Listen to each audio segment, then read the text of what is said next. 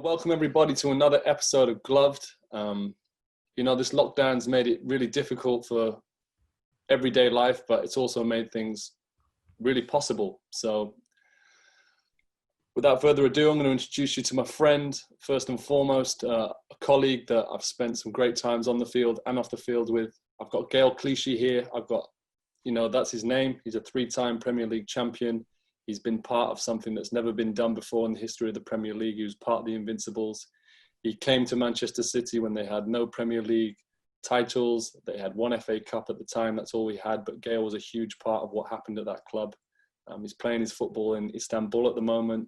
He's fit, he's healthy, he's quick, he's young, he's lean. He's everything. He's everything you want in a teammate. And that is why I was desperate to get him on this show and find out what makes him tick. So yeah, without further ado, I'd like to welcome Gael Clichy. Hi guys. Good to have you. Thank you guys for having me. Now we're over the moon, Clichy, and I'm going to open up with the last bit that I had written down there, but this show isn't perfect. Naturally a right footer, which will surprise a lot of people as a dominant left-sided player. I've seen you play at centre-half, which, a lot of people will raise their eyebrows at, but predominantly that left side, up and down that line. Tell us how that came about. Well, well, probably you read the story, but my dad was my first coach, and that was from 5 years old until I left house when I was 13, to go to a football boarding school. And basically he was my coach, and, when you're younger, you often, one of the best in the team, if not the best. And he just wanted me to score, and use my left foot. And it was simple. If I was scoring with my left, the goal will count. If I was scoring with my right, the goal wouldn't count. So he gave me the passion and the love for the game.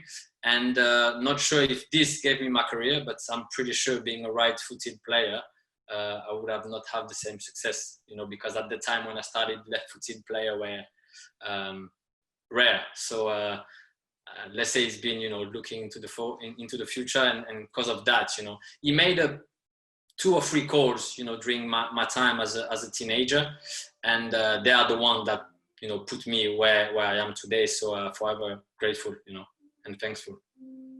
It's Clichy, it's great to have you, and I'm sure we're going to hear more about the influences in your life and that story there, because I know we met a few years ago, didn't we, at one of Joe's birthday parties? It wasn't that many years ago, because it was my 30th, so just to be clear, it wasn't that many years. No, we met before then. Oh, really? No. Okay, no, it was at, yeah, it wasn't that many years ago. Okay. So, yeah, and I think we're talking about influences, and you will get into this. You will have had many influences in your career, wouldn't you? And I think with, as Joe said, playing in the squads that you've played in, from your time in France to coming to Arsenal, to coming to Manchester City, and now where you are, we want to really get into what has influenced you and who's influenced you. So I think early in your career or in your life, and you talked about your father, and that's interesting that he put you on the left side. My background is basketball, and I remember one of my mentors saying to me, you make your left hand better than your right hand. Mm-hmm. What did that give you when you knew, your left foot was as good, if not better, than your right foot? What did that give you? I won't lie, I cried a lot when I was younger because of that. Give me pain. I just, when you're young, you just feel that, it's unfair, I was just enjoying my football, and there was nothing wrong with him doing that. He just wanted me to be able to express myself in mm-hmm. that way. But I really understood the importance of not being two-footed, because I see myself as a left-footed player now, and my right is all right, but nothing special. When I finally got into the boarding school, so that's a school a bit like Clairefontaine, in Paris, mm-hmm. Where you go from Monday to Friday. Mm-hmm. And and you sleep over and you come back to your family on the weekend. Those kind of school are really looking to develop individual players. So, you know, we're talking from 13 to 15, and everything is about looking good on the ball. So they want you to look good when you strike the ball with your dominant foot, but they also want you to look good with your weaker foot, you know? So we could spend a session, example, could be also half an hour in front of a hole and just hitting the ball left and right. And as long as you don't get that movement perfect, the coach will be happy, but those who could kind of be consistent with both feet, you know, would get like a praise from the coach. And that was the development that they wanted. So I realized at that moment that I was a little bit, not advanced, but it was easier for me. And that's the day I realized that was a good choice for me, for my dad, you know. So he was your first big influence, as most dads are. I just wanted to ask, especially for the guys who are going to be watching in England and a part of academies. In France, you don't have academies, do you? Correct me if I'm wrong, Gael. We do have academy, but when I'm talking of my time, we now the academy is a little bit professional club realize that, you know, they could miss out on certain players when they get to 15, not because of those schools, but the principle of those schools is just to get the best player of the area, and from 13 to 15 to develop them. And then after, it's open to any clubs in France and abroad. And in the end, you know, the parents will decide where the son is going, when the player is going. And I think the club realized that it's a great thing to have, but also many players left to go abroad. And example, you have a guy who play in south of France going to this school, but will sign for a team in north of France, you know? So all the team in the south of France will be thinking like, you know, we should have our own academy, because obviously the player will come naturally to us. And then if he's good enough, he will stay. And then, you know, it's about money and fees. So we have academies, but it really developed in the latest years when I left France, you know, if you know what I mean. Right. So your decision to come to Arsenal, what other decisions did you have? What other choices? The decision is, again, you know, we're talking about my dad, but I will just tell you a quick story. So I was in that school. We were 20 players. So you do basically 2 years. And the second year, you finish with a tournament against all the football boarding school in France, which is huge, because you have all the scouts coming to see you. And I remember at the end of the 2 years, every player signed different club. And I was growing, you know, I was still growing. So I was little. I was good on the ball because I always been good, but everything involving power, speed, guys bigger and stronger than me will, you know, I couldn't match them, you know. So I didn't have any club right until the end. And I remember that day we went to see the under 21 national team, French national team. Yep. One guy from a team in south of France, professional team, came and told me, you know, we want to sign you. So me, knowing that I didn't have anything, a little bit getting scary, you know, scaring, you know, by the season coming to an end, I signed. And then I went back to the school, and my dad called me and he told me, what have you done, you know? And I told him.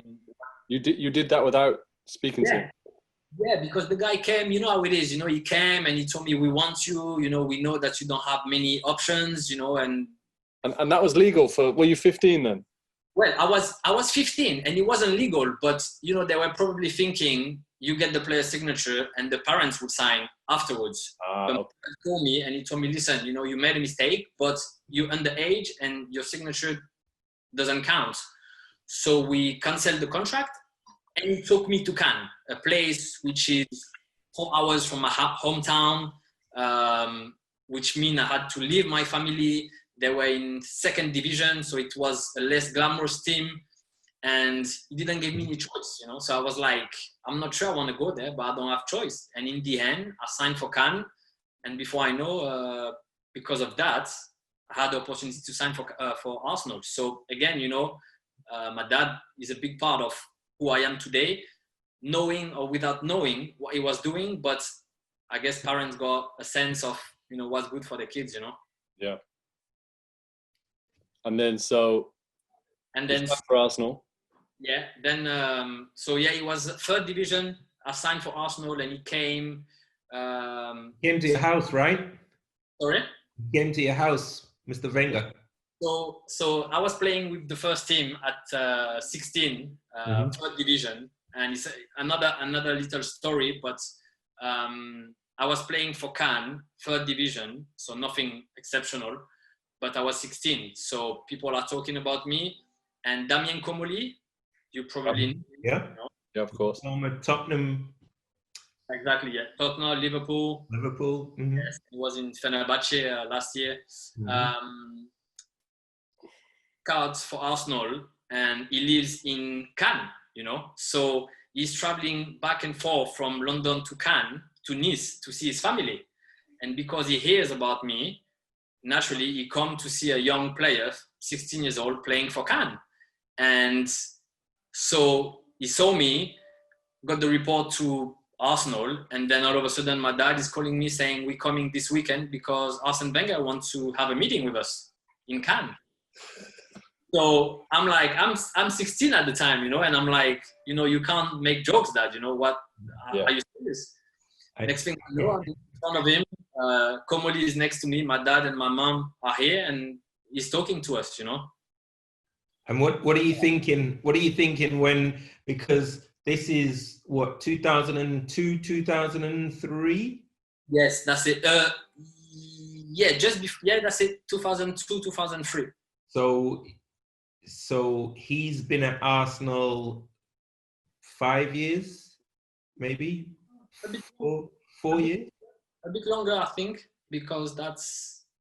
Oh yeah, more or less, yes. 5 years, yes, probably. About 5 years, yeah. So he's into his project, and he's into the project, and you know of him, and you know of some of the squad at Arsenal, because who's playing at Arsenal then when you're thinking Arsene Wenger's coming? All the big players were there, you know. All the French connection was there. All of them, you name them. Henry, Petit, Will Todd was there. Basically, the team who won the league without losing any game, you know. It's like months away. So what are you thinking? I'm thinking nothing. I'm impressed, you know. The guy is there, and is actually coming to see me. So I'm not talking, you know. You can imagine at 16, I was already impressed talking with the people in Cannes. And you have Arsene Wenger in front of you. And I remember I didn't speak much because, you know, he knows so much about the game that, you know, you could just listen to him for forever. But I remember telling him at one point, okay, you telling that, you know, you like me and you want me to join the club, but I know there is Ashley Cole as a number 1 and Van Bronckhorst as a number 2. And I know I'm not better than Van Bronckhorst, and I know I'm not better than Ashley Cole. So it's nice to hear all those praise, you know, but when I'm there, then what's happening, you know, because I had different options in France, and the plan with my dad was to sign for a team in France, second division or first division, but second part of the table, just to get that steady evolution, you know, as a player. And I really wanted to play, but of course, when you have someone like Wenger coming and, you know, asking you to join, the plans are going into the bin, you know, kind of, you know, you just think, you know, how can I say no to that? And I remember telling him, what do you expect, you know, from me if I come? And he said, listen, if you come, Ashley Cole will be the number 1. Van Bronckhorst will go on loan as soon as you arrive. And anything that happened that year, an injury or being tired and we need Ashley to get a rest, it will be for you. So he said, of course, it's you deciding if you want to trust me, but I can only tell you this. Next thing I know, I decide to go there, and after a week and a half, 10 days, Van Bronckhorst is going on loan to Barcelona. So that tells you a lot about the man, you know, because I was only 16, 17, and, you know, people talk a great deal in football without, you know, backing up their words. But yeah, I'm there in this dressing room. I see this guy going on loan, and then the UK adventure starts. If you want, Yeah, that's great. So Gael, tell us about Arsene Wenger, because obviously we all know what he did in the game, but I've really struggled to hear a bad word said about him by any of his players, and even his faults. I've even heard that his faults are positives. It's because he trusts us too much. It's because he believes in us too much. They're the only faults that I've ever heard from his players. And we've worked with some managers where when we talk on a reel about them, when we're really being honest with each other, and it won't be quoted in the newspaper. We've said a lot worse things about people. I don't think, every single manager you've said a lot worse things about. But when I've spoken to previous Arsenal players, even yourself, your Jack Wilshere's, even Samir, that would be their one, if they were to criticize the man, would be that he trusted his players too much. He believed in them too much. Tell me what you think of Arsene Wenger and how he was the all-round package, or if he was, or if he wasn't. Well, I guess if you want to dig up negative points on everybody, you will get a few, But yep. I felt that I come from a modest family, and my parents always gave me the right value. I believe in life, to become, I hope, a good person. And what I liked with him is that without knowing this choice, I was 17 when I arrived at Arsenal. So I was far from being a man, and I was still on the learning curve of being a man.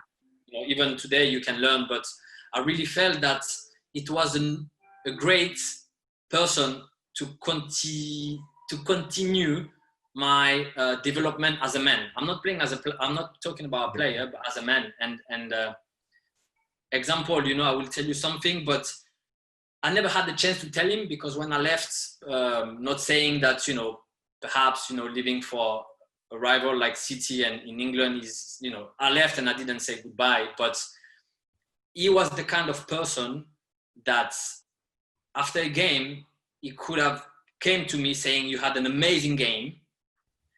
And he could have came to me saying, you're a great person. Those two compliments will be as equal in my heart, And I always, from the very first day I signed, conduct myself in a way that this man will be proud of me. So I'm not going to use words like second father or anything like that, but my everyday commitment and behavior outside Arsenal and on the field was for this guy to be proud of me, And he could have came to me and say, listen, everybody's saying that, you polite and you respect people, and this would mean the world to me, So yeah. This is just to tell you how much of an impact he had on me. And yes, you can find negative things, and I would just, say the same thing that you've heard from different players. The bad thing that you will find about him as a manager is that he loved his player and he gave them so much trust, and he was such a positive guy to have as a player, that even the negative become great, I had some really hard time at Arsenal where I didn't perform for a few weeks after injuries, and he always trusted me, he never decided to bring someone in and, to take the place of me.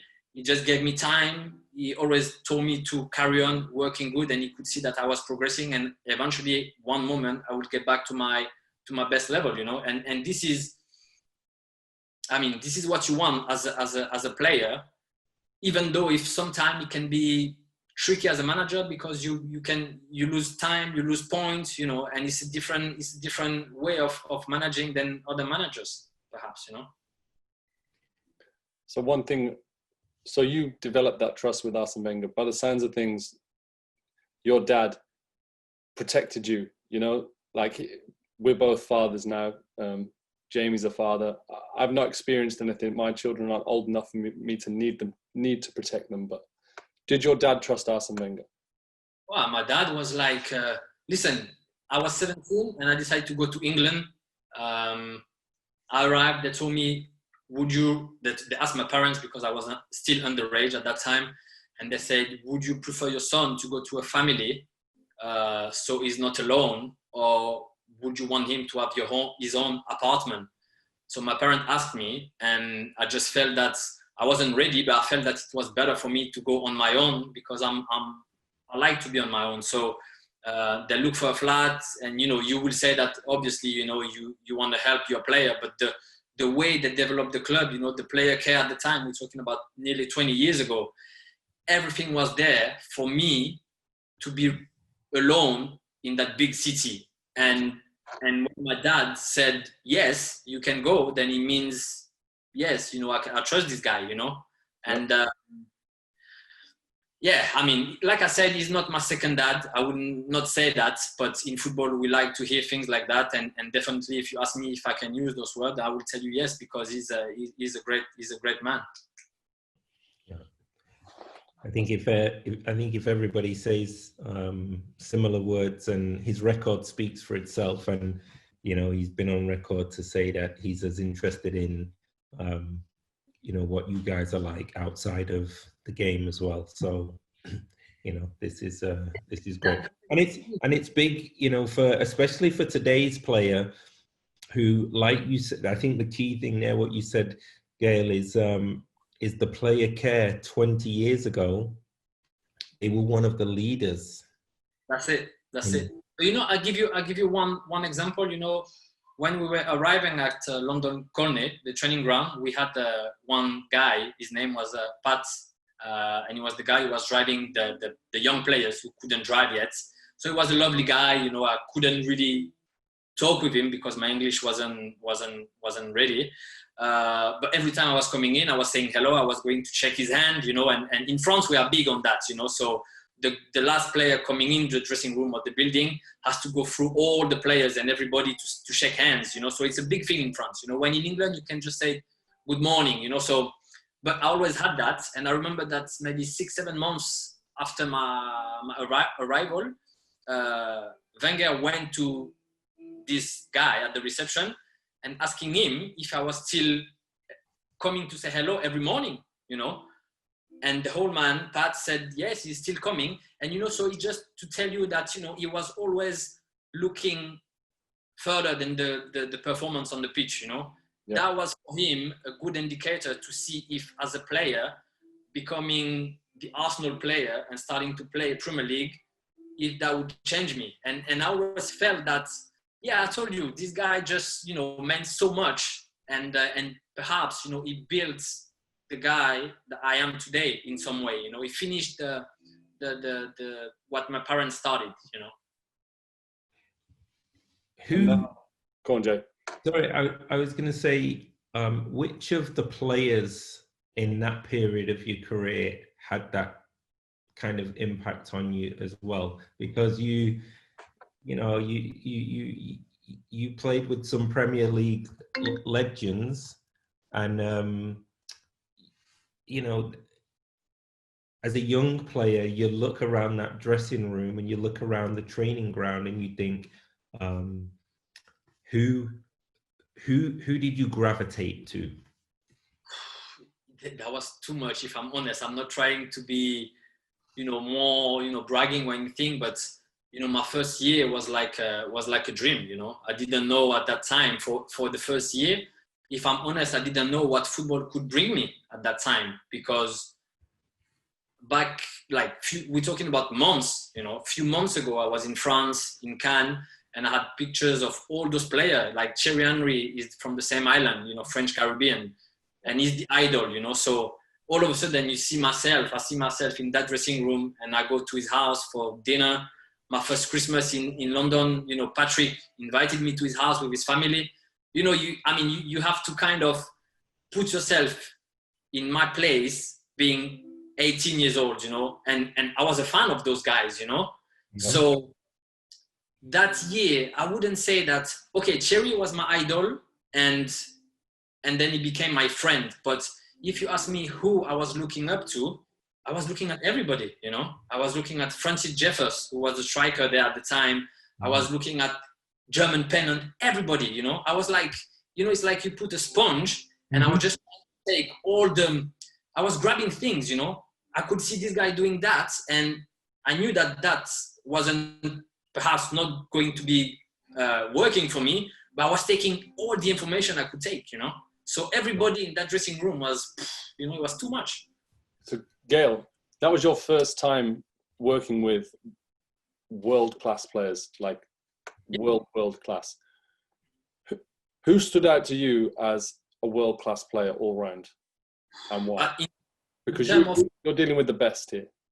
You're talking in terms of quality on the pitch or commitment and behavior within? I want everything, because to be the best, to be the, you know, the Premier League legends, to be the invincibles, you can't just be good. You have to have everything. And some people aren't even that good, but they've got more of something else, and it makes them.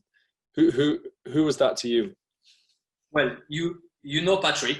You played with him when he was at City, and I played Patrick when it was the dominant force in Europe. And that charisma that he has, even today, he put on weight and he's a coach, but you see that charisma. I was nervous to meet him. There you go. I was going to tell you, when he was training, I felt the pressure, but it was a good pressure. It wasn't pressure like young player, give me the ball. No, it was pressure because we just had a game on a Saturday. It was Monday, so it's 48 hours after the game. It's the day where, you know, usually the body is recovering, and I can die getting dirty on the pitch, you know, and aggressive and focused. And I'm thinking to myself, listen, if this guy is doing that, don't think about qualities, don't think about playing, but you have to give your best. And there's no reason that you should give less. And it's funny because I was speaking with Charlene and I told her that. Charlene is my wife, Jay, sorry. Okay. And she was telling me, you know what, Gael, you seeing this like that with your eyes. But she said, me, perhaps at your place, I would have said to myself, this guy is the captain of the club. He's won the World Cup. He's won the Euro Championship. He's training like that. He's better than me. There's no chance I can take his position. Why should I bother train hard? You know, because in the end, you know, you will never play. And, you know, she told me, so you see, the way you were thinking is not the way that maybe other player. And then I'm thinking back in the days, because we had a lot of young players who never really fulfilled their potential. And I think because of that, because you see those players and you know you're not going to play ahead of Thierry Henry, you know? And if you don't have that mentality, I don't know, it's difficult. I absolutely love that. And I'm telling you that if you're watching or listening to this, and for many, Gael, this goes straight over their head.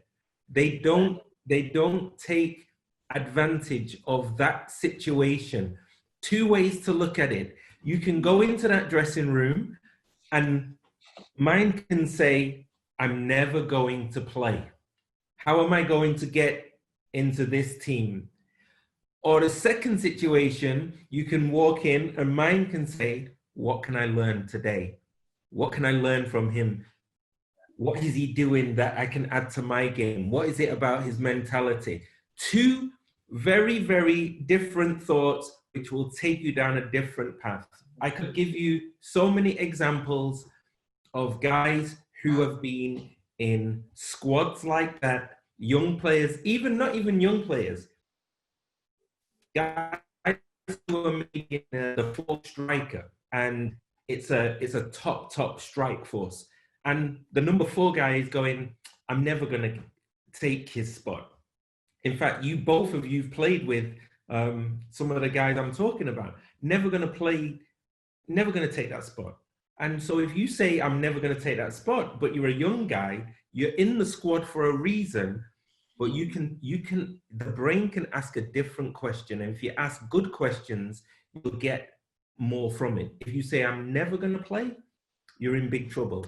And I think that's what you just said. I'm repeating this for the people watching and listening. Listen for the secrets that in these interviews. Listen for what is not obvious. You know, you said sponge. You said, I'm looking around. And, you know, this is this is gold, Gael. You know, this is gold. And you had access to some of the best, you know, Patrick, one of the best midfielders in the world. Thierry, one of the best strikers in the world. It would have been very easy for you. We're going to get on to Ashley in a second, but it would be very easy for you to have a different mentality and be overawed by. Yeah, by I've seen some player, and I will not say the name, but I've seen player with perhaps more quality than me. You know, not doing it. You know, and you know, it's simple. I arrive at Arsenal. So let's say from 6 years old to 16 years old, I'm always on the top of my group, my team. I'm always one of the good players, you know. But then I arrive at Arsenal and I realize that I'm not even the 20th best player in that dressing room, you know. I know that. And I think the thing I did well is to realize quick enough that from that moment, my world as a player would change and I will never be counted as one of the best players in the group, you know. But I knew that if I was the best version of myself every single day, I knew that I could go on and be a force in this industry, you know. And I'm proud of what I did, you know. This is a tweetable moment. This is a tweetable moment. The best version of yourself, you could do something. But how, Gael? How the hell did you see that at that age? How? Because we're talking about people getting to my age and thinking, now I know who I am. Now I know what I can do. How did you know that? I knew, you know, Joe, it's, I told you, I'm not gonna, let's say, when I have to decide to go to Arsenal, I'm the kind of, I'm the son of the president in Cannes, you know, because I'm valuable. Few clubs in Europe want me, a lot of clubs in France want me, and I can feel that, you know. I feel that people are looking up to me. But then I arrived there, and nobody knows me, you know. Yeah. And I trained the first training session, and I remember clearly, Francis Jeffers was a world beater for the first 2 months. I couldn't get near him, you know, and I didn't know this guy, who this guy was. So I knew I was so far away from anybody in that group, you know, but you can feel that, you know, the ball was coming. I was always making the wrong decision.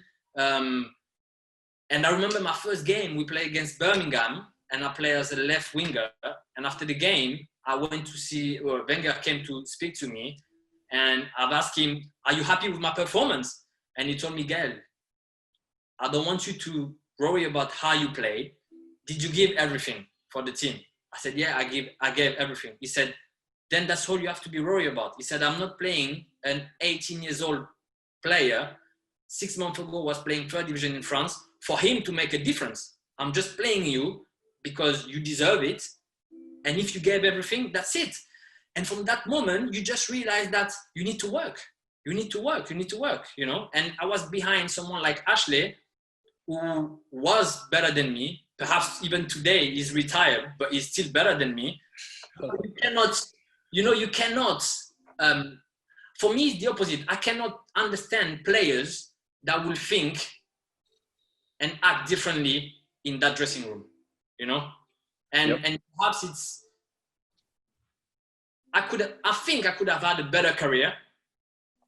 And I know I could have had a worse career with that slight difference, you know? I always played myself down, if you know what I mean, you know? Why did you do that? I know that.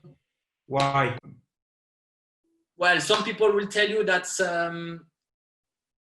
I don't hear what they say, Gael. Why? What did you say? You say. I always felt that being a great player is great, but being a good man is more important, you know? And I could see, without, again, not naming players, but I could see some player crushing other players just to stay above them, you know? And I've seen it in many dressing rooms, and I always said to myself, whatever happened, you don't want to be that guy, you know? Because, I mean, yeah, I'm not going to get into detail because it will involve me saying names and stuff, but that's not the kind of guy I want. You know, I want to be good and just being good, but I don't want to go and overstep people for them to stay there. I don't know if it makes sense. Yeah. But I totally agree with you, and I've never really been able to really describe myself in that way, but I see the same in me. Mm-hmm. I feel the same as what you've just said.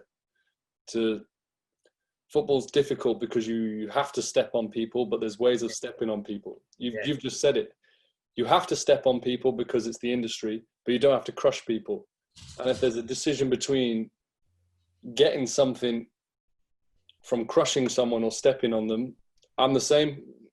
You know, being a good person is so important, and to almost be the best, to be that guy, to be that Ronaldo, to be that Messi, to be that Michael Jordan, they're not necessarily going to be liked by everyone. And I say that's not how I want to be, or maybe you want to be, but I also respect the fact that I respect that, because I can't do that either.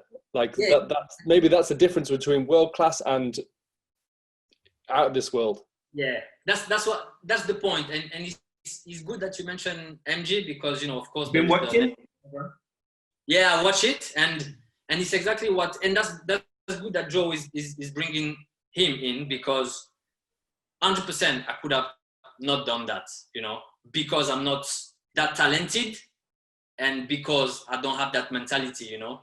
But was he that talented, Gael? I don't know if he was, because, you know, I think there's a reason people are greats.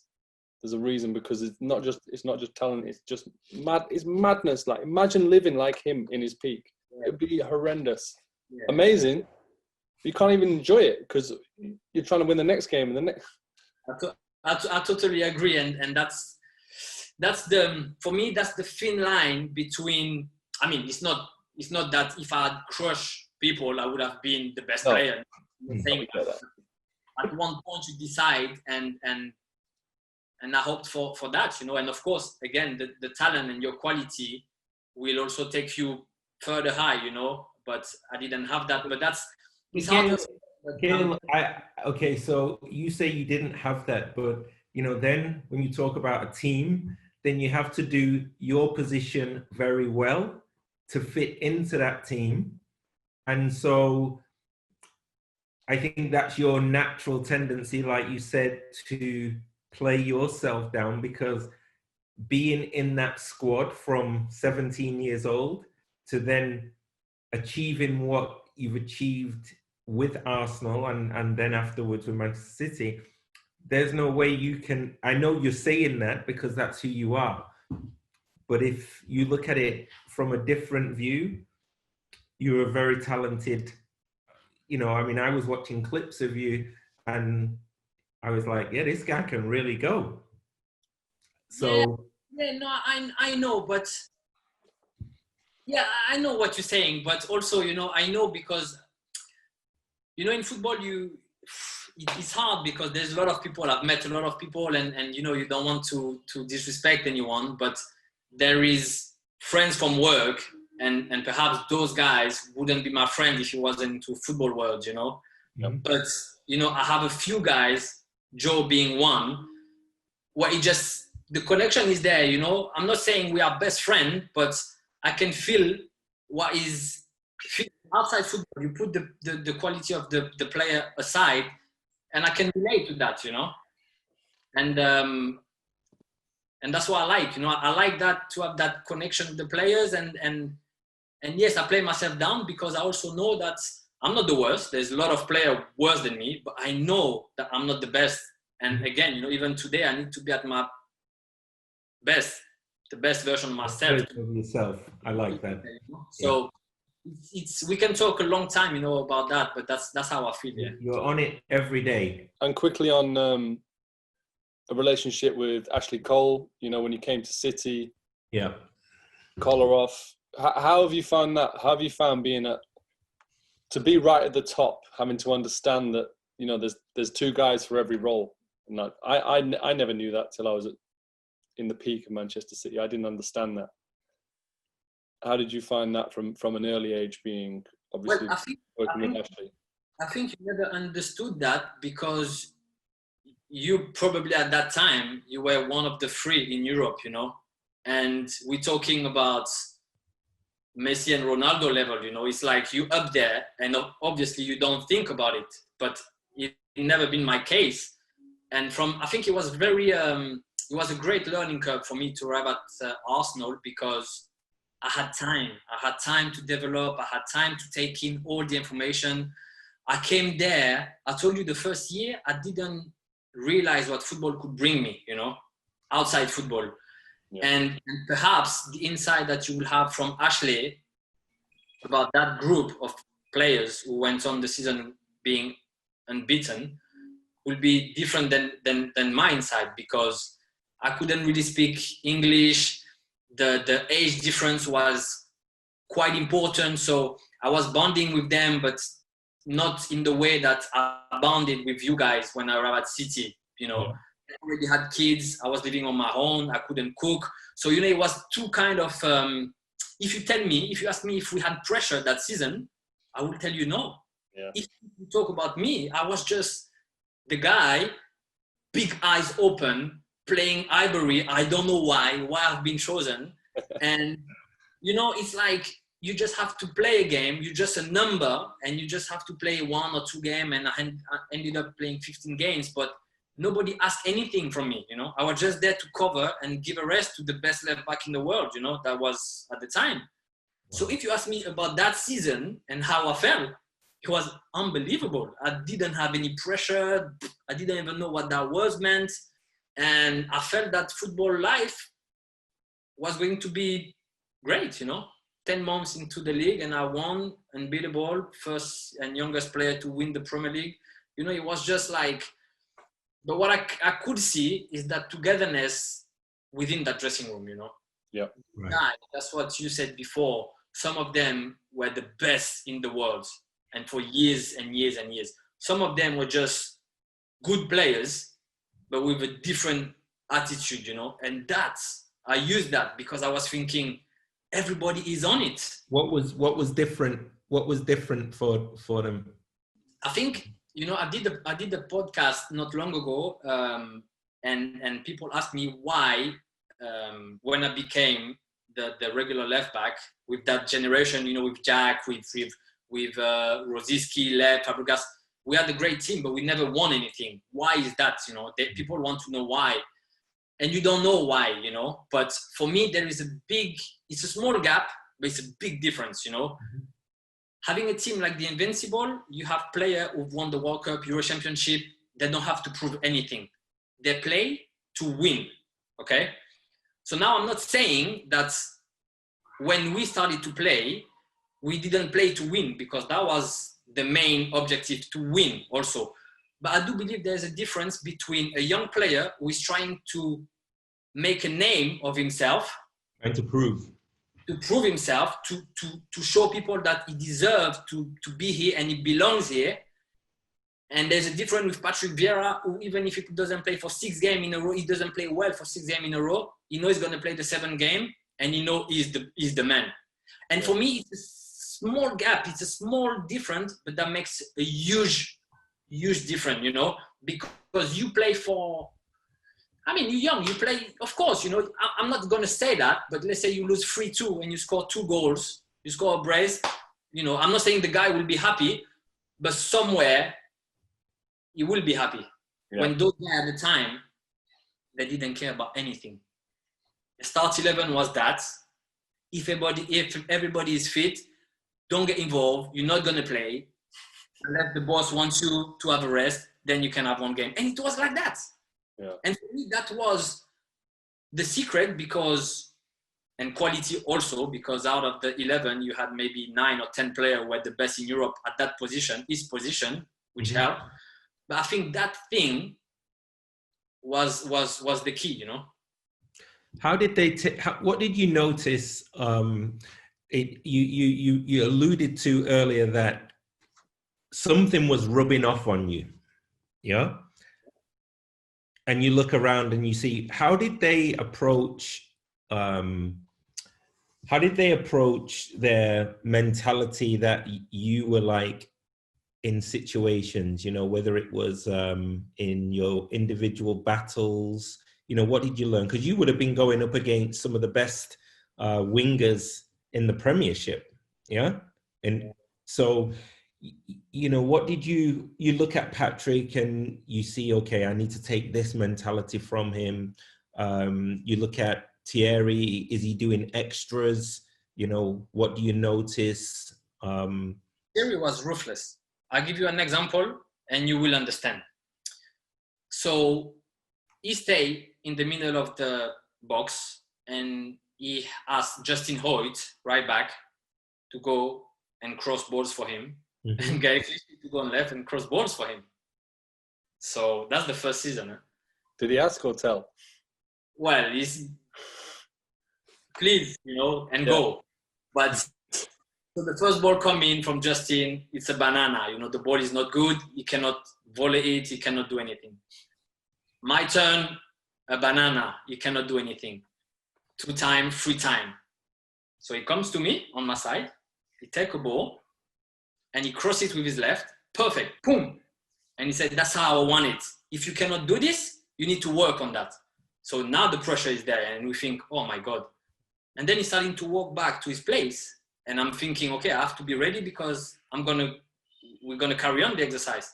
He's just walking inside the dressing room and he left Justin and me on the pitch with balls. What do we do? Do we cross or do we stop? And that mentality, for me, it's, I'm not saying it's easy, but when you're 17, 18 and you arrive in that dressing room, if you're not stupid, you learn, you know? And in a way, it's unfair to all the other players who made it as a professional, because for me, it was like having big books of football history. I didn't even have to look for how to do and how to become a player. I just had to open my eyes and it was there, you know, it was live, you know? And for me, it's luck, you know, that's what I mean, Joe. When I say luck, it's very like, I became professional with those guys, not with people who act differently or behave poorly. Everything with these guys were perfect. On the pitch, outside the pitch, togetherness. That was my university of football, if you know what I mean, you know? So it was really easy. And in the end, I have I have to give myself a lot of credit because I worked a lot. But at the same time, I know I've been so lucky to be there at that time, you know. But you create that luck, though, and you create that luck. Yeah. Yeah, but you know, what was your big ambition? I mean, you know, when you were in France, and you know, was it I want to be at a top club? I want to be, you know, winning titles. What was the plan? The plan, I told you already, the plan was to go to a better team than Cannes. The plan was, when you're young, to be the best player in the world and win the Ballon d'Or and, you know, all that. But then you arrive at Arsenal and you realize that it's not going to be like that, you know. So the ambition is just to, at 17, I'm good enough that Arsene Wenger decided to sign me. So that's already a huge achievement. But the ambition is to stay there, to stay in the industry. And if I'm good to be trusted at 18, I'm going to make sure that over the next 20 years, I'm going to be there, you know. That was the only ambition. And obviously, you know. That's a big ambition. Lots of players don't even have that kind of clarity, Gael. Yeah, but, you know, for me, that's the problem with that generation that we have today. I'm not saying that I love football, and Joe, I think he's like me. I think he will agree with me. I'm not saying that we love football more than the new generation, but I love football because I love the smell of the grass. You know, when it's just been cut. I love to be out there. I love to run. I love to hit the ball. Today, my brother is 18. He loves football because he wants to be the next Neymar. You know, and for me, again, it's a small difference, and people will say, but I love football. I think loving football for the true love of the game is different than loving football because, you know, football can take you places, you know. And I think that is the reason I did the career. I have the career I've had, you know. Same here. I knew. We spoke about it, you know, and I know that's how you feel also, Joe. But Gael, I want to know. So you decided when you came to that team that you weren't the best player and you were with gods of the game. On the other side of things, did it comfort you to realize that you saw these human beings? That's what comforted me when I was getting to levels where I thought, shit, you name the people that genuinely would intimidate you, that you know you're going to walk into a room and walk on a field with. And 5 days into spending time with them, it comforted me to realize that they're just guy. You know, they've got history. They went to school. They've got friends. They've got parents. Half the team think they're a dickhead anyway. Like, they're not God. They're really good footballers. Like, you got to see gods from a very early age and realize that they're human beings. And that, you know, that shaped you as a person. Of course it did. But to come out of that humble and calm is just an absolute credit to you and your family, Gael, because that's not easily done. You know, lots of people were in and around that squad, and we don't know where they are. We don't know what they're doing. I'm not disrespecting them for that, because football's not easy. It's not easy to stay in it. But as well as I'm not disrespecting, I'm respecting what you did with it and how you moved forward. So that's the only way I could see, you know. Like, I remember one game, you know, Arsene Wenger liked to play the young team, you know, for the Carling Cup, you know, back in the. And I remember, I will not say the name, one player, really good player, scored an amazing goal at Highbury, you know. And trust me, the very next day, a young player of my age came in with a gold M3 BMW. So we sat on the bicycle, warmed down, and Vieira walked in. He didn't play, so he was going training. He walks in the gym. And he looked at the player. He said, listen to me, that car doesn't reach the car park again. We never seen the car again, you know? And for me, that would have been an insult to do that. I would have never had the guts to do that. And some people will call it a lack of confidence, you know, because in the end, if you're confident enough, you can do what you want, you know? Okay, maybe not at 18, but this is even when you become 25, 26, you know? I would have never had that to offend, because it's not offending, but to bring that kind of discussion within a dressing room, you know? Yep. Some people will see that as not weakness, but in a way, a lack of confidence. For me, I see that as a huge respect, and I would have never, ever done that. And that's the reason, I told you again, you know, I repeat myself, but that's the reason I've done what I've done in football, you know? Yeah. That's it's a great story, but you know, this does happen today, and more today than ever, Jay. Yeah. But I think what you're saying there, Gael, is whilst the generations have changed, yeah, the game, the values of the game are still the same. Yeah, you cannot take away the values of the game, and there are certain situations where, yes, just like your children and Joe's children are going to be different generation from mine and whoever. So that would happen anyway. But there's certain values which will never, ever change in the game or in life, even though the generation. So when you turn up in a car like that because you've had some good success, I don't think it matters what generation it is. It's still, you know, you're going to get that at the big clubs today. The veteran pro is going to say, what's going on? You know, and it's right that he did that because he's looking out for them. Yeah. So I mean, Gael, we could talk all day about this. So I mean, you know, I think you're a winner with a capital W. You know, 3 titles. You know, 3 titles, Community Shield.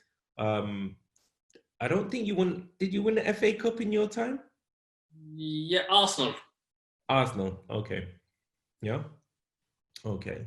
So you got quite a trophy cabinet, don't you? What game comes to mind when you think of, you know, that's one of my best games, both at City and United and Arsenal. What's a game that comes to mind that is a memorable?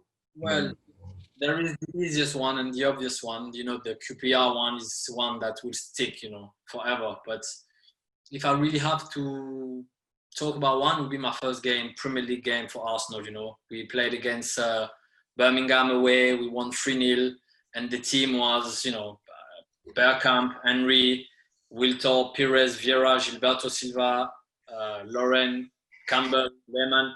You know, and the game in itself is not the most glamorous pitch away from home. 3-0, it's an easy ride, but that was the first professional game, and just by having those players around, you know, if I give you the team sheet, you know, you think, how did I get there, you know? And that was the moment where there are two games, this one and my first Champions League game, which was a few months after that. And I remember clearly, before the kickoff, I was saying to myself, I was thinking about my dad, and I was thinking to myself, who cares if I play well or not? I've made it, you know. I'm going to give my best. But the Champions League anthem, you know, the camera went in front of my face, and I was like, I don't care. Right now, I've done what's, you know, a dream of, you know, I'm living my dream, you know. And those two games, and by the way, the Champions League game, I didn't play well at all. The other one I played, you know, it was a 3-0, so it wasn't one of the game that the fan would remember. But yeah, those two, if you ask me, they're the one that's, you know, we stay with me, because that was special. That's the moment where you kind of become a professional, you know. Before we move on, can you just tell me a little bit about Jens Lehmann and what he was like as a goalkeeper? I really want to talk to you about relationships as a back four, as a defender, having someone in front of you. I want to talk about the difference between playing with a Milner and, you know, a different kind of player, the difference. I want to talk about that. I'm interested in that, but I've never really heard much about Jens Lehmann. I don't really know too much other than his, you know, his titles bang on the table and what he's done in the game. What was he like as a goalkeeper to play with and to learn from, and as a professional? I loved him, you know. I loved him, and he is the old school professional, you know. You turn up at 8:30, 9 o'clock, whatever the time, he's already there in the gym working an hour, after training working an hour. And I kind of was jealous of him because I was young, but he was the kind of guy who grabbed Thierry and Vieira by the neck in training, because they were not defending. They lost the ball, you know. And, you know, it was that kind of guy. And I remember when I had my first injury, I was in the gym, and he told me, you know what, I can see that you're doing great work. But he said, one thing that you have to know is that every injury that you will try to overcome, all the rehabilitation that you are doing now, you will have to keep that going for the rest of your career. Because he said at that moment, your body is weak here. And he said, so today is your knee, tomorrow will be your shoulder. So then you will have to do shoulder work and knee work. And then eventually your ankle will go, and you will have to do shoulder work, knee work, ankle work. And that's why you see me spending an hour, you know. And again, we come back to that thing I was telling you, I've got nothing to learn from a goalkeeper. You know, he couldn't kick the ball, he couldn't pass the ball, he couldn't run. You know, he was wearing a protection, you know, on his parties just to get protected. He was a crazy German. Yeah. But you managed to get things out of these guys, you know, and he was insights. He was just like old school professional, Joe, and in a way, it's what I found out when I arrived at City, you know. You guys made me rediscover myself, and you guys made me discover a new way of playing football. And so now we post Invincible, and I'm talking about the moment where I was playing regular for Arsenal, where we didn't win anything. Yep. There's a reason for that, obviously. But then I arrived at City, and it was a different kind of dressing room. and there were a lot of similar thing between Invincible dressing room and Hart dressing room, even more so the first 2 years when I signed, After it changed a little bit, but those first 2 years with the English guys, I can kind of link both dressing rooms, You said English there because the Invincibles dressing room was predominantly French, right? French, but who I count myself as I'm French. I was this close to decide and play for England, At one point, I did think about it. Right. My dad told me not to do it. But this is to tell you that, these guys were French, but with a massive love for the English way of living and the English culture. And I think that's why they've been so strong, because you see players, without naming names, they come after 6 years, they still don't speak English. They still haven't tried the fish and chip. They're still not this guy. If you don't know anything about football, other than the accent when they speak English, you would have thought that they were English, literally. And I think I love English culture. And if you ask all the French players from that time, if they would prefer to live in England or in France, there would be a big hesitation to answer that question. But then you will realize that the house they bought is in England, Right. Well, they have a lot of money, so they probably have one. What I'm saying, but... So Gael, we know one of the first, inside City and being at the club and being at City before you came, one of the big things you noticed about us was pre-season when we were in LA. You'd come from Arsenal. It's about doing things right. It's about being focused. We got given a day off, and we enjoyed it. That was the one thing I love about that squad that we had. Not only did we do great things on the field, but we did equally good things off the field. We worked hard. We fought with each other. And then when we got the moment to enjoy what we were doing, hell yeah, we enjoyed it. So talk me through that moment. Well, you said coming from Arsenal, doing everything right. I would say yes, but at the same time, I told you, when I arrived with you guys, I rediscovered myself, but this is more natural because when you change club, I believe that, you got a regain of desire, to kind of prove something, if I can say. But you guys show me that you can be successful, you can play well, and yet enjoy your life, Not saying that we were not enjoying our life, but example, for 8 years with Arsenal, we were always going to Austria, And Wenger being the mad French guy, no juice allowed, no butter, no ketchup, no milk, we couldn't have hot chocolate, which all those years shaped me, and today this is irrelevant, but today I'm vegan, and in a way I'm thinking that, Wenger started all this with me, so my wife took me that way, but already when I signed, I was being built and shaped that way, So drink a lot of water. You hear that everywhere, but Wenger was like that. No juice, no butter, no things like that. And then I arrive at City, and they're telling me we're going to LA for preseason. And I'm like, whoa, And I remember the first training session. With Joe Hart. Sorry? With Joe Hart. Yeah, of course. But I arrived after my first day, first training, and I remember we had training at 9. We probably finished 11:30. We had lunch at 12 at the hotel all together, and we were free, for few hours. And I remember being, the fresh guy, I'm new, so I'm walking down the hotel with my bottle of water in the hand, and I can see Roberto coming with his assistant coach and the fitness coach looking at me like that, saying, "What are you doing here?" "Oh, I'm just resting for tomorrow's session."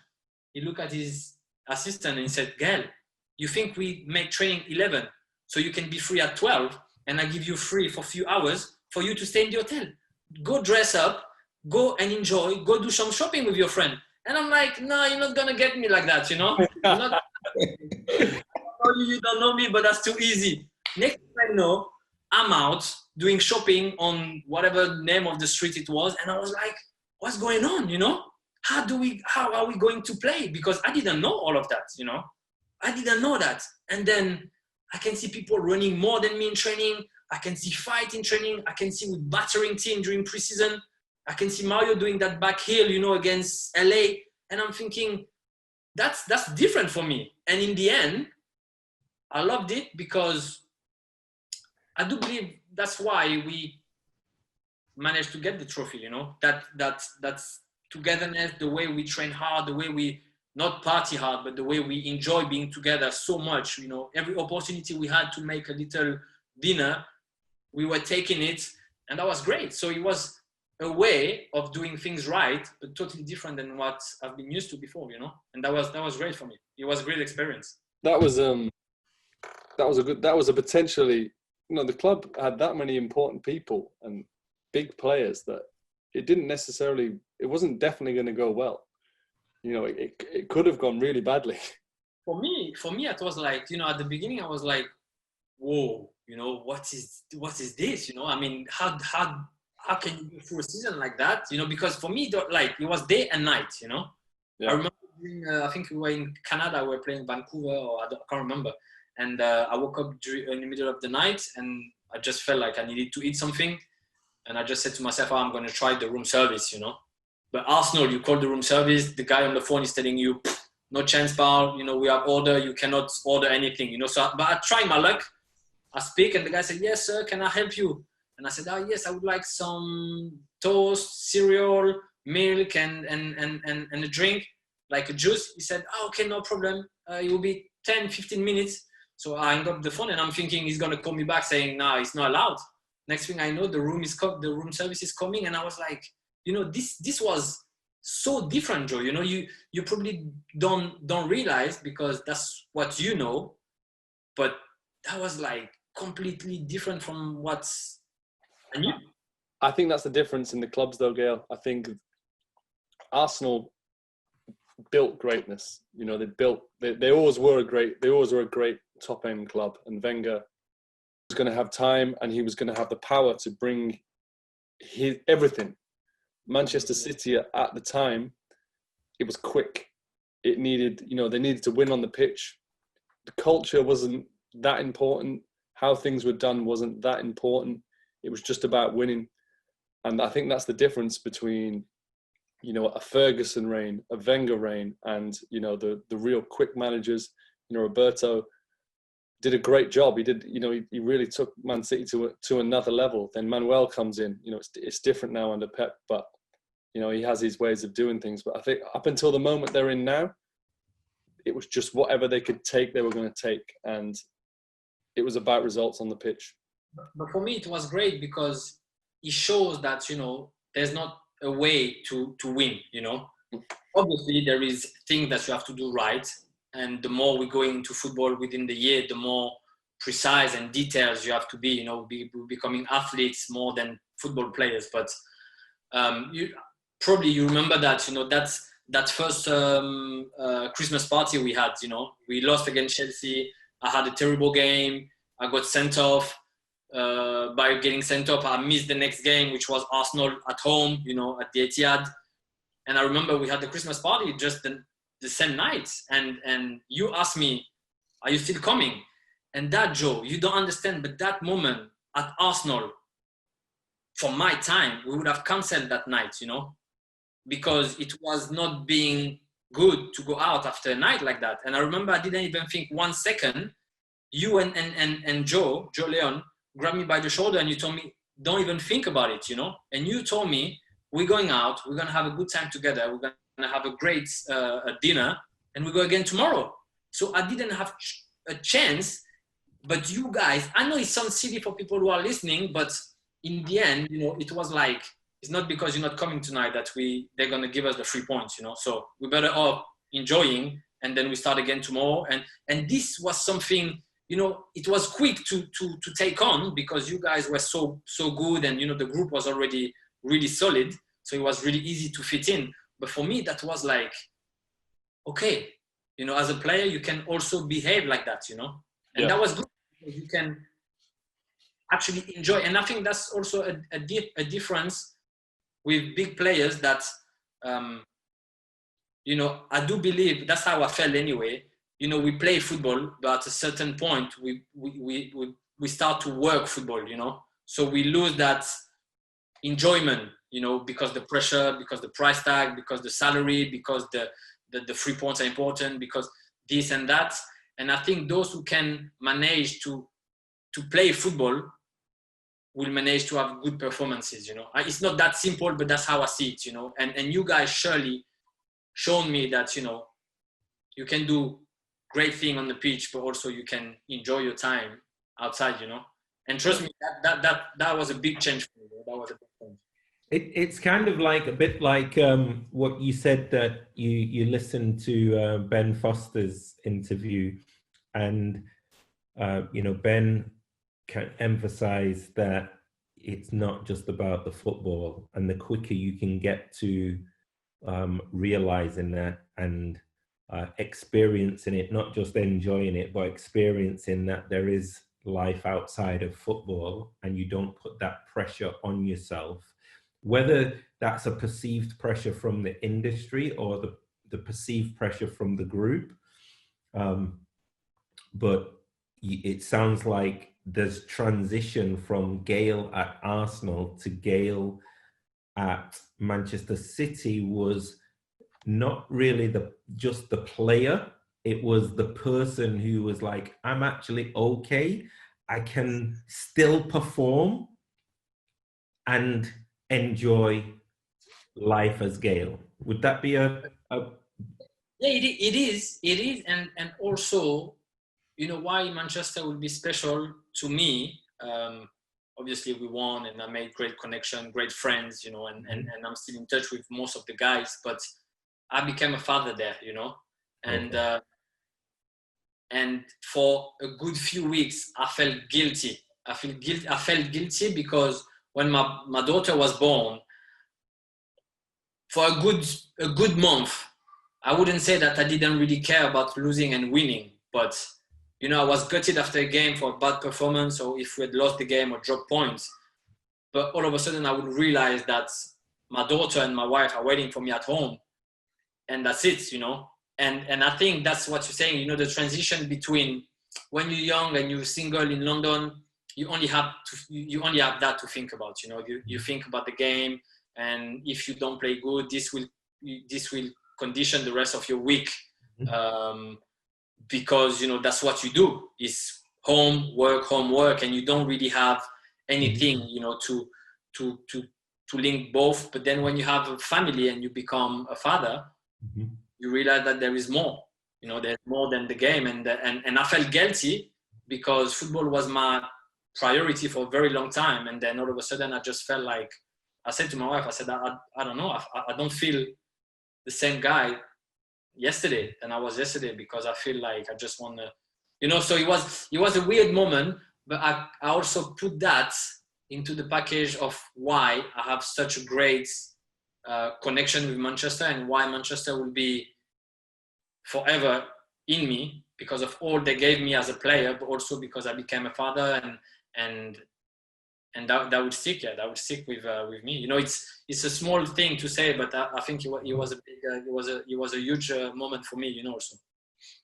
If you were saying that to a 17-year-old player, or even a 17-year-old Gael Clichy again, and you know that now as the man you are now, what would you say to him now? Because I'm sure, and I say this all the time to the young players, is, you know, you get to meet somebody like Gael Clichy or Joe Hart, you should squeeze the most out of them, you know? So what that sponge that you took in from all those other guys, if we squeeze it now, what are you leaving for the next generation coming behind you? It's funny because I have my little brother. You have that. Huh? Yeah. You actually have the mini Gael Clichy. You have that 17-year-old, 18-year-old Gael Clichy. That's why it's a tricky question, because he's you know, he came with me at Manchester for 2 years, so he's speaking great English, and you know, he wanted to make it at City, but he wasn't good enough. Now he's playing, you know, with one of the team in France. He's in the academy. And if you ask me what advice I could give him, I'm not sure. I'm not sure, because I realized that he's not me, you know, he's not me. And for so long, I've been trying to tell him, be like that, you know, behave like that. You know, I'll give you an example. He came to the dressing room one day, you know, when we were training at City, and he had a trial at Crew, you know, and I didn't go, but they told me pretty much straight away that, you know, he's good, but you know, he's not gonna be good enough. So he's coming into the dressing room, and I remember Raheem asked him, how was the trial? And he said, yeah, it was okay. And he said, do you think they will take you? And he just told him, if they take me, good for them. If not, they're missing on something. You know, and I'm thinking, we're driving home, and I'm thinking, what are you talking about? Like, Gael Clichy, at your age, if word like that would have come off my mouth, is because on the spot, they would have given me a 6 years contract.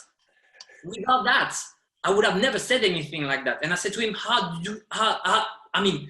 can you possibly think like that? You know, because I knew they didn't want him. And I was fuming, you know, he's a very sweet guy, sweet boy, but he can be overconfident, you know. And I was saying to my wife, I don't understand the guy, you know. I would never speak like that. And even today, that I'm actually a professional, I would never speak like that. What I found out a few years later, he goes on a trial, which wasn't planned, killed it. They signed him on the spot. And I said to my wife, you know what? It's probably his way of dealing with things, and I cannot give him advice. I can tell him what I would have done. I'm not sure that these advices will help him. And since he signed for them, so it was last year, I decided not to give him any advice, you know, because I was scared that my advices would go in his head and he will not behave naturally, so he wouldn't be himself. And perhaps the club will miss out on something because they're not having the real little Clichy, but they're having a mixture of what he wants to be and what his brother told him to be. You understand what I mean? It's like a little bit like telling Kun Aguero or Yaya, you have to run 13 kilometers every game or you don't play. No, mate, you know, they're not like that. They're going to be present on the moment and they're going to make you win the game, you know?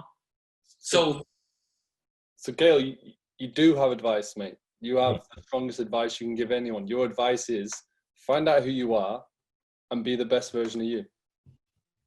Yeah. Gael, we're finding this a lot with the guys, and this is what I find when I get asked for advice. Like, I think we're all quite similar. Your advice is find out who the best version of you is, the best version. And that doesn't mean the best player. That means the best version of you. Mm-hmm. Be it. And if it comes off, it comes off. And if it doesn't, then, you know, what can you...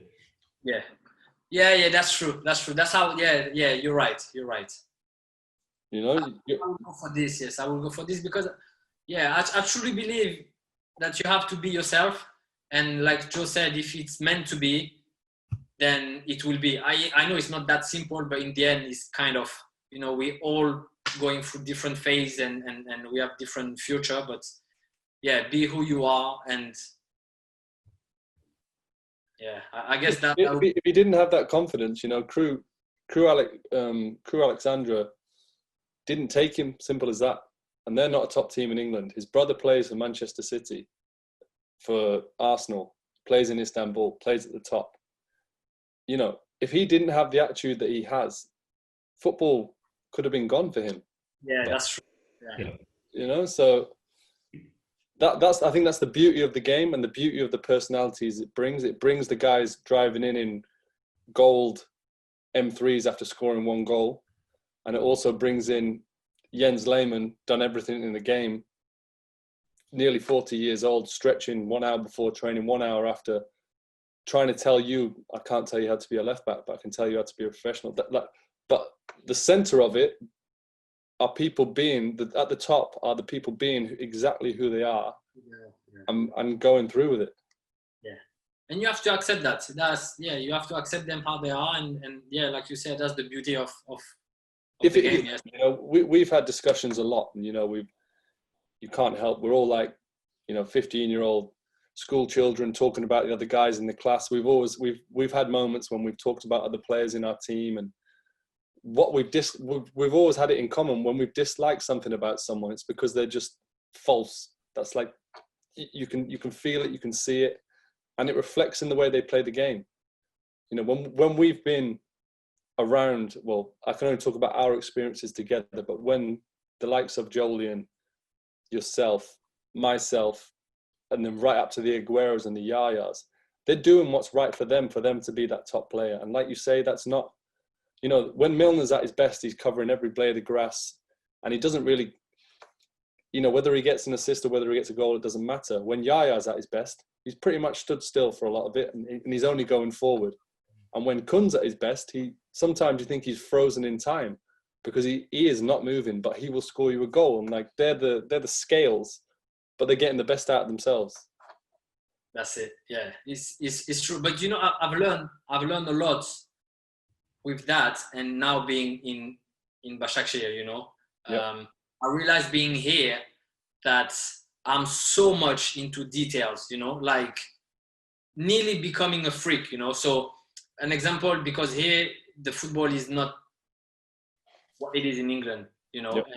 The quality of the player is not the same, but the way they behave and they conduct themselves, you know, you will feel like, what's going on here? You know, we're playing Champions League or Europa League game, and you feel like not amateur, but you know, it's so far away from City.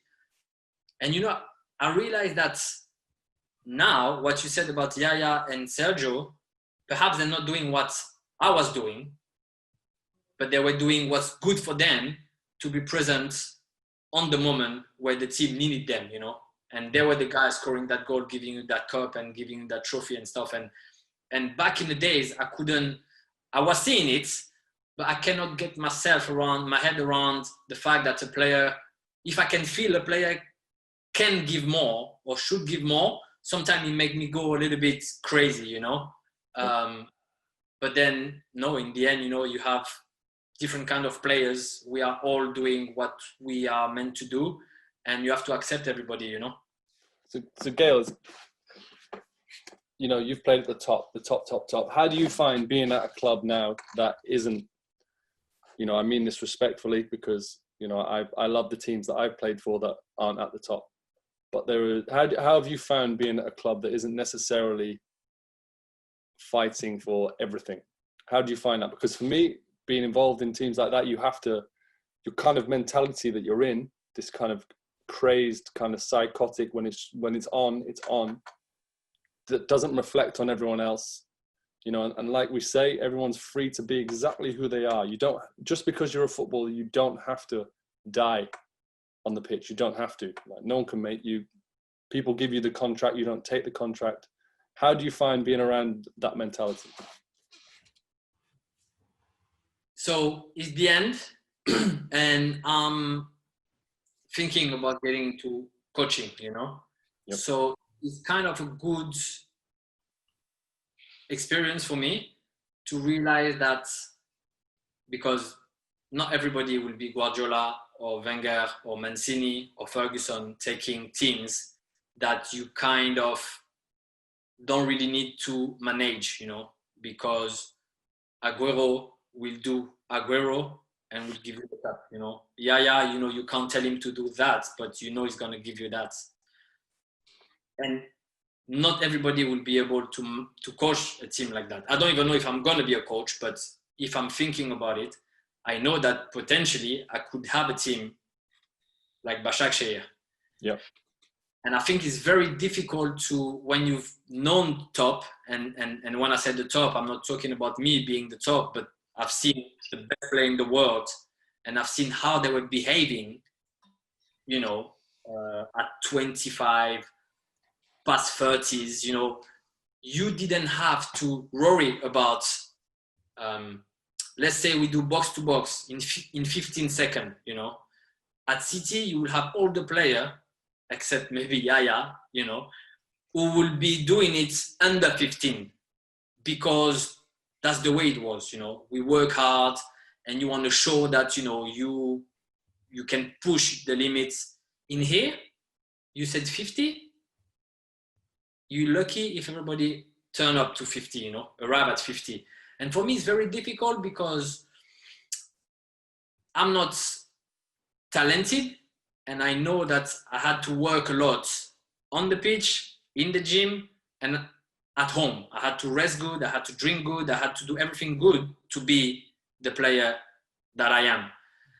And to see some players playing for this team and behaving the way they behave is just too much for me to take, and I have to calm myself down, because in the end, they are where they are doing the best that they can, and I've got no right to say anything to anyone if the coach is not saying anything.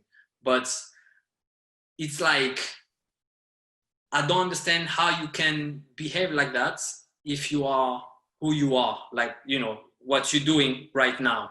Yep. I'm trying to be nice, because I don't want anything to be taken out of the context. But when you see the top, it's very difficult to be, it's hard for me to be the Gael Clichy I was at City, because I was jumping in my car, going training, doing my thing. I know you were doing your job. I know this guy was doing his job. But I can see here that some of the players are not taking it seriously, or not the way I should or I would want them to do, because I can see potential in the team, I can see potential in the club, and it just made me crazy. So it's a good way for me, if I become a manager, that I had this experience, because I know there is a different life within football, If I could say on that point right there, for you, again, it's drawing on those different experiences. And if because you've answered one of the questions that we would ask you anyway, which is, what's life after football like? Okay. And are you going to pursue that type of career? So if you take those experiences from your different clubs and your different players, it's almost having that conversation now and seeing it through a coach's eyes today, which is preparing you for the next transition. So almost, how would you have that conversation? It's the coach's responsibility, but it's a bit like Vieira saying to you, or saying to somebody else, because interestingly, he's a coach now. So he's probably having those same conversations when he's in this part of his career. How would I want my team to be? How would I want my individuals to be? Even though you're saying you don't have that responsibility. So if I was going to suggest, if that's the route that you're going right now, where you are in your career, it's almost having the coach's head on now. And then you're working and seeing that for when you do. You don't want to be being the coach and then saying, okay, how do I want my players to be? It's actually experiencing, having that conversation with them now. Yeah, it's a little bit like that. And it's because example, I've seen thing, and it's not even thing that I was doing because I wasn't that player, but I've seen certain players like David or like Kevin, De Bruyne, or Kun or Yaya. I've seen what they were doing, and because I always, look into videos and stuff, I will be trying to tell somebody to, I've shown video of my game to some of the guys, trying to highlight David or those kind of players, to try to tell them and to try to get better. But sometimes, when you in the training or when you're in the game, I find myself like upset, and I shouldn't, because I'm no one to be telling you what to do. But to answer Joe's question, it's difficult because it's like being with my daughter, and when she started to do mathematics, she couldn't do example. I don't know. I'll give you an example: 6 + 5.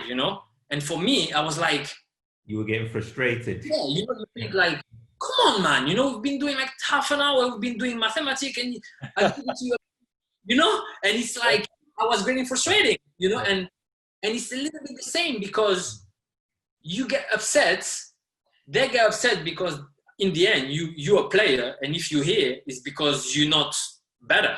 If you were better, you wouldn't be here.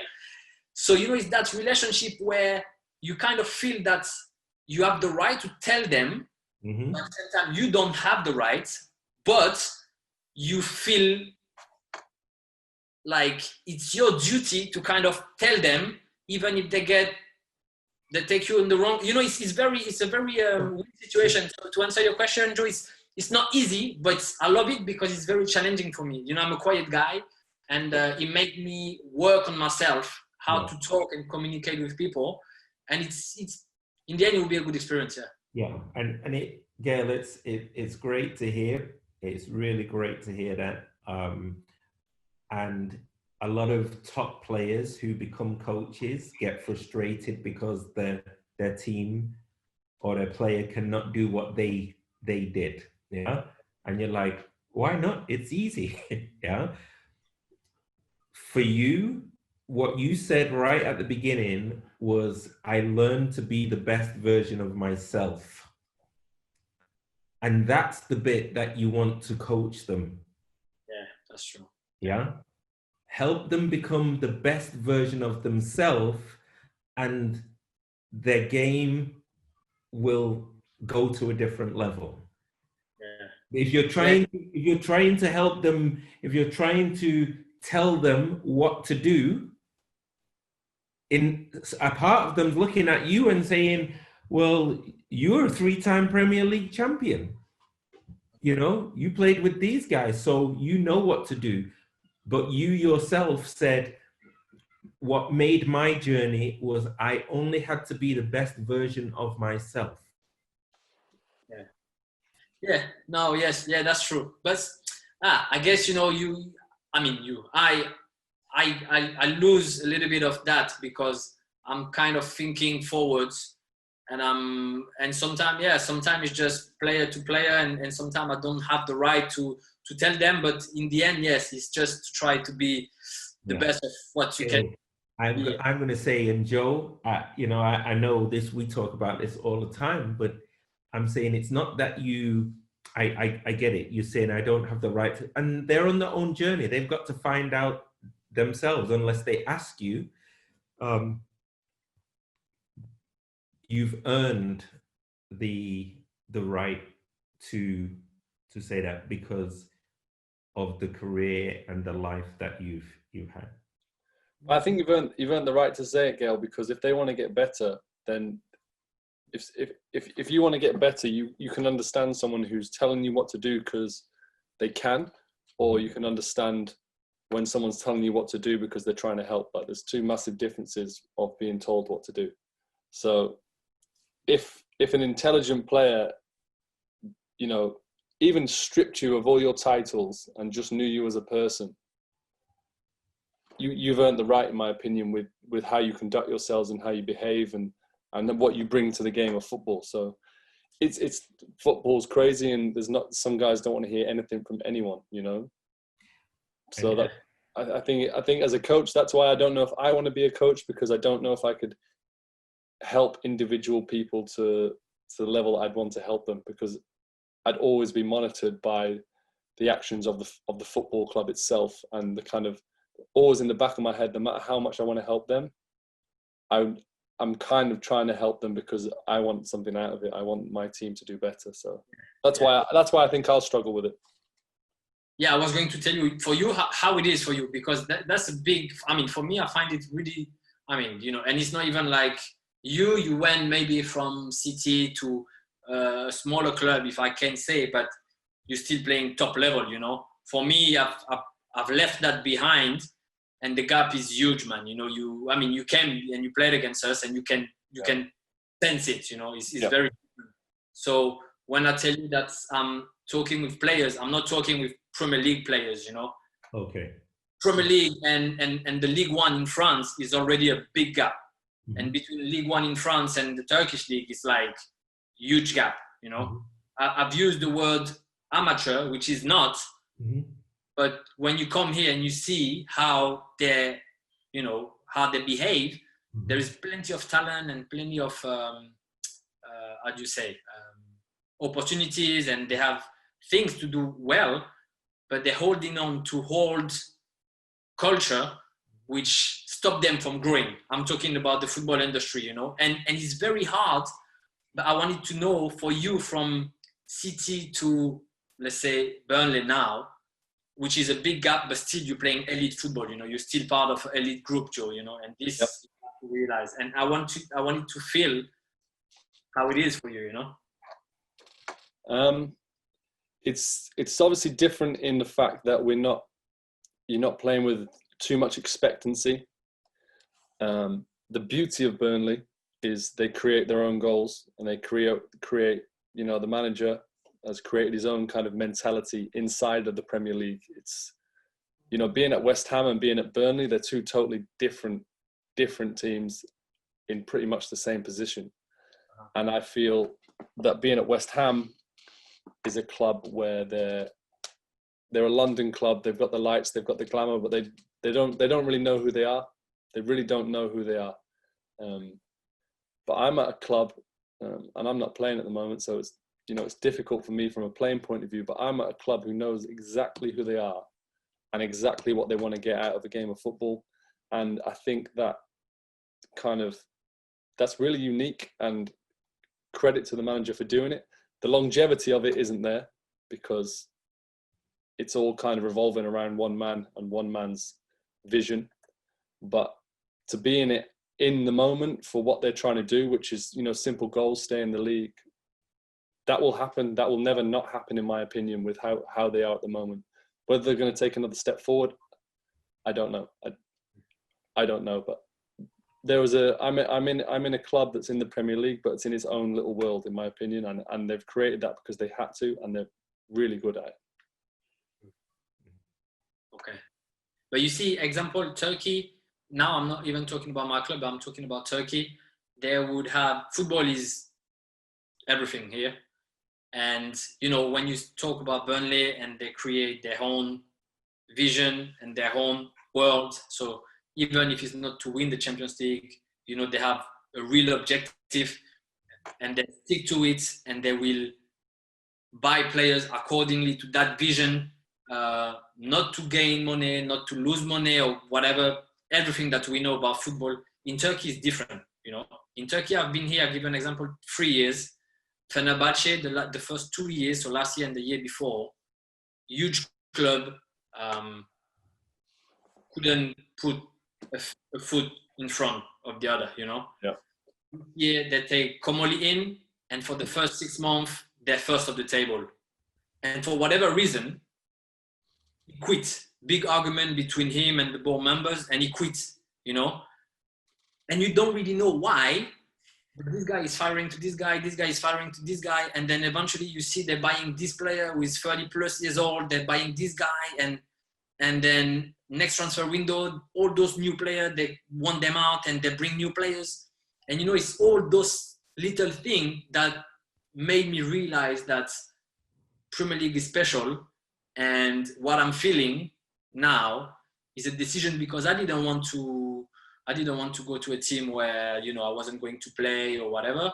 But in the end, I wasn't expecting this, you know, that's, you know, up and down, you know, in football, you know, it's just crazy, you know, they're lovely people with their hearts and they give you everything, but something happened and then they just don't want to see you anymore. Like from Monday to Tuesday, it's like that. And it's funny to see because I've never seen that before.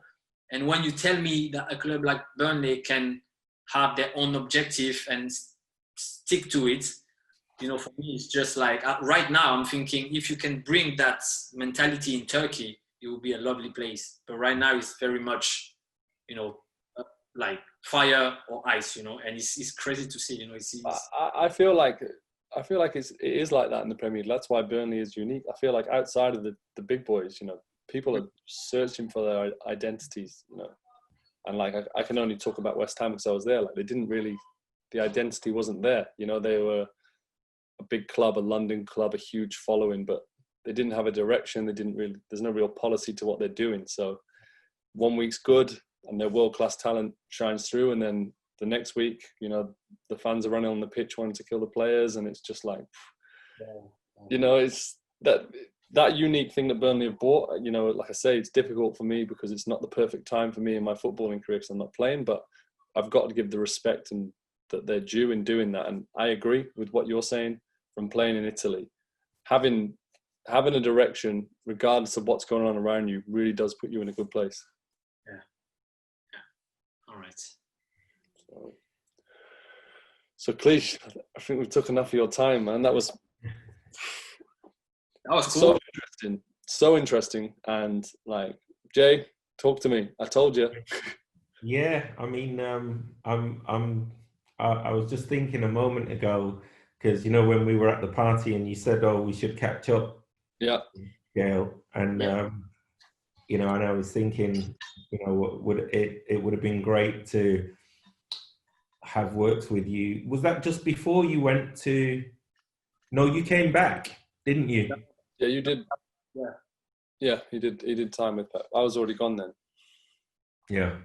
So I'm just thinking, you know, it just would have been great to have, you know, been in your head at that moment in time. But just this is the closest thing to it, Gael. And it's great to hear that you're thinking about being a coach, because and the challenge is, because you're going to have challenges with that, because just the very nature of who you are and where you've been and what you're about and the standards that you've got as a man, you are going to have challenges with the game, not just the players, but with the game in terms of how things are done, because you're going to want to have them done a certain way. So, I'm looking forward to it. I don't know how, you know, I could be just a mess and I would give up. But yeah, football is like you, Joe.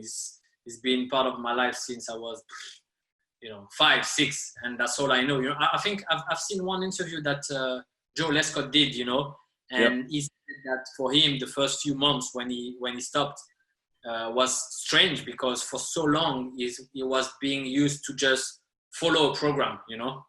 From Monday you train at 9, so you don't have to make decision. You know, the only thing you have to do is make decision on the pitch, and the rest you go to the stadium, the bus takes you. You don't even know who you play next weekend, but you know you have to be there at 2, you're going to travel. And he said it was weird for him to kind of have so much time and take decision of, you know, of what to do, you know. And I felt that football is such a big part that I don't see myself like not having football, you know. And being coach or being with young players, or I don't know, you know, but it would be something like that 100%. It's just to be the part. So speaking with you guys made me realize that it's actually what I want to do, like, really. Yeah, I think it'd be great. Well, if we can help in any way, and was good, guys. Thank you very much for having me. And okay, so there's the end of another super interesting podcast, YouTube clip. However you guys want to get involved and see this, you have to, you know, whether it's just you're listening to it or whether you are going to watch the full thing on YouTube. So much to take from it. You know, a young Gael Clichy grew up right-footed. Father pushed him to be left-footed just to get that little bit edge in the game. And for me, that seems like has been the story of Gael's entire career and why he's gone to the levels he's gone to, because he's always thought about things outside of the box. He's always looking for what more he can get out of a situation. And that doesn't necessarily mean being out on the training field. That means looking at the people around him, looking at the examples that he likes and the examples of people that, yeah, that's not for me. That's not going to take me to the next level. So if you're an elite athlete or you're just a guy trying to make his way in football or life, I think there's all sorts of great messages in there from first and foremost, and as he says, the most important thing, a very good man, very honourable man, good family man, and a world-class player that I've enjoyed sharing a dressing room with. So Gael, thank you so much for that. I really think that's going to help a lot of people, and thank you for your time. Thank you guys for having me. It was a pleasure. We say when time flies, it's because we have a good time, and I think it's been over an hour and a half. So, was great. Nice to catch up, Joe. And anytime, I'm down for that. No, seriously appreciate it, Jay. Thank you. I think for people just listening and watching, I'd like to just make the distinction between you can listen or watch this, but you can also study it. And I think, what Gael has been saying in this is worth studying, to be a better version. So thank you, an honor. I know you said you play yourself down, but you're one of the Premier League's greats, and the fact that you're on here as well, I know you're one of his great friends as well. So appreciate your time, and stay safe with with your family over there as well. Likewise, guys. Stay safe, and like I said, anytime, good to talk. I'm ready for whatever. Good. Thanks, Gael.